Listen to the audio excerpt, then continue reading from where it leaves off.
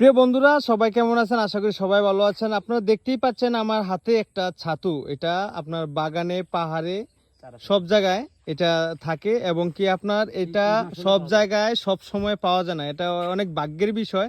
অনেকে মাশরুম বলে চেনেন, আবার অনেকে ছাতু বলে। ঠিক আছে, এটা পাহাড়ি অঞ্চলে অনেক রকম আছে আর এগুলো অনেক টেস্টি এবং কি ফেভারিট। এগুলো মাংসের মতো লাগে যদি ঠিক মতো রান্না করা যায়। প্রিয় বন্ধুরা, তো আমার একটি বড় ভাই আপনার এই যে পিছনে যে জায়গাটি দেখতেছেন, এখান দিয়ে ঘুরে এখান দিয়ে ওঠার সময় এই জিনিসটা ফলো করে, মানে হঠাৎ করে তার চোখের সামনে পড়ছে। তো তিনি বলতেছে তাকে আমি এখন এই মুহূর্তে মানে উনি এখন কাপড় থেকে একটু বাইরে আছে, এই কারণে ওনাকে আমি আনলাম না।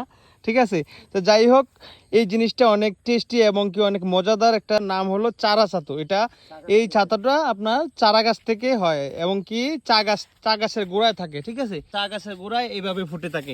আপনারা যদি ফলো করেন, এই যে চা গাছের গোড়ায় ঠিক সেম এরকম ফুটে থাকে। তো প্রিয় বন্ধুরা, উনি একজন ভাগ্যবান মানুষ। অনেকে কিন্তু চা গাছের পাতা যখন মানে সংরক্ষণ করে তখন কিন্তু এটা কিন্তু পায় না। অনেকে অনেক রকম ভাবে খুঁজে, চা গাছের পাতা সংরক্ষণ করার সময় অনেক রকম ভাবে খুঁজে যে এরকম একটা প্রিয় জিনিস পাওয়া যায় কিনা। এটা কিন্তু অনেক টেস্টি একটা জিনিস, অনেক ভালো একটা জিনিস। তো যাই হোক, এর প্রতি আমার একটা শুভকামনা রইল। এই একটা জিনিস পাওয়াতে আমারও ভালো লাগছে।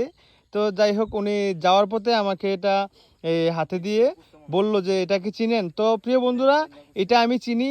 অনেকে মাশরুম বলে চেনেন, আর এখানে এটা ছাতু বলে। আর ছাতুর মধ্যে মাশরুমের মধ্যে পার্থক্য আছে, অনেক রকম হয়। তো এটা হলো চারা ছাতু, চা গাছ থেকে হয় এটা। ধন্যবাদ সবাই ভিডিওটি স্কিপ না করে দেখার জন্য। আপনাদেরকে অসংখ্য ধন্যবাদ প্রিয় বন্ধুরা আমার।